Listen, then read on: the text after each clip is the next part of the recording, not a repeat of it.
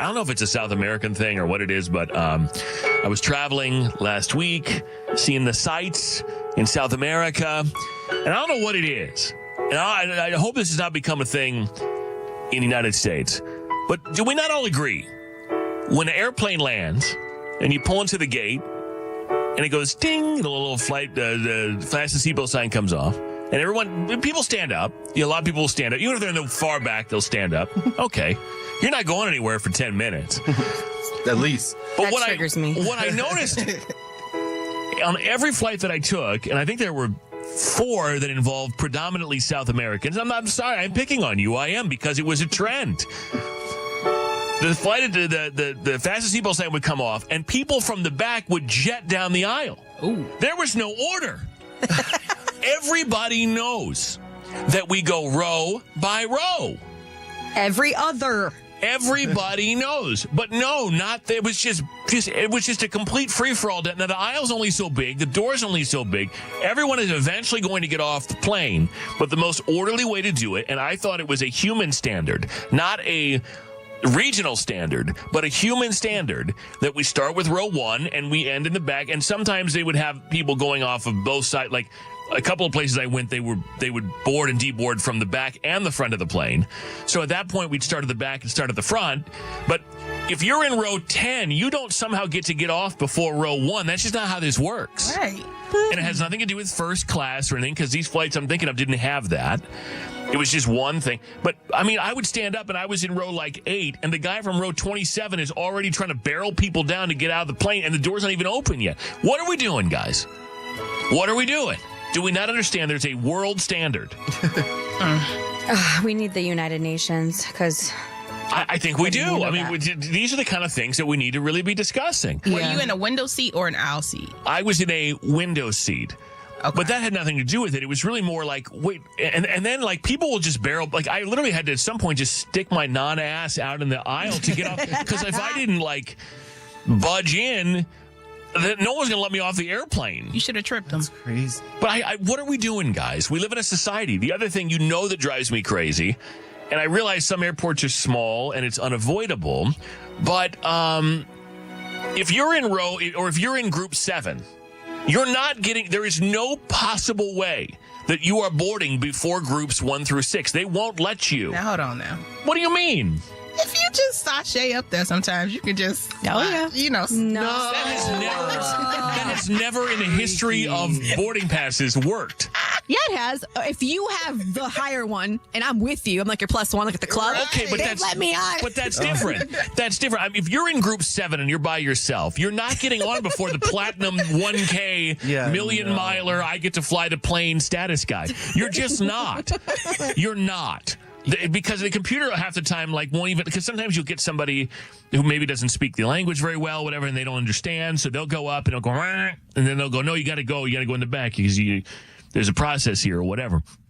But if you're in group 6, why are you blocking me with my little credit card from group 4? There's just no need. There's no need, because it's like everybody just swarms the gate door. That's crazy. I know. And it's just not, it's not going to help you. Now that I don't understand when you have an assigned seat too, because it's That's what I mean. No matter when you get on this plane, you're going to the same seat. So that part I don't, Right. I don't and get. Overhead bin space, and I understand the need to want to get on the plane, but I also think you have to realize that you might be the first in group 7 to get on. Okay, great, and everybody in groups 1 through 6 hates you, which is the all of the plane at this point. I don't understand. We don't need it. And something else, just one more thing. The babies and the people that need extra time, or old people or disabled people, fine. Military, absolutely active. Let them on the plane. Give them a drink. Right. Give them a lot of drinks. Give them a steak. Give him a lap dance. Give them a lap dance. Doesn't Yes, bother me. Paulina. But, if you're, let's say you're group 2 or something. So you're like, oh, good, I'm group 2. This is excellent because I got my little credit card and it makes me so I get a little bit upset. I know I get to go before everybody. Okay, great. This is awesome. Group 2 is group 4 or 5 or 6. Group 6 is group 12. Because, military babies, old people need more time. Great. Excellent. Let them on. That's no problem. That doesn't even count. That's group 0. And then if you travel a ridiculous amount, you can get on now. If you travel slightly less than a ridiculous amount, you can get on now. If you have a certain credit card, you can get on now. If you're in first class, you can get on now. If you're group 2, you can get on now. Right. Yeah. So just 15 minutes later, I thought I was going to You thought you ate? I thought I ate. Finally, I'm group 2. This is so exciting. No, it wasn't that way. So, guys, it's a very frustrating process. But I mean, how about everyone just sit your ass down until it's actually your turn? Relax. Fight amongst your own group. Right. You know? Don't we agree? Yes. Yeah. Sure.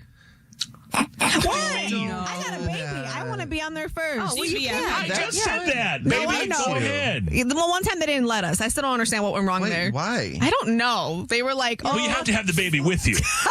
You can't just be like, I have a baby. Wait, baby's at home. Got it. Got it. That was the main father. issue, Paulina.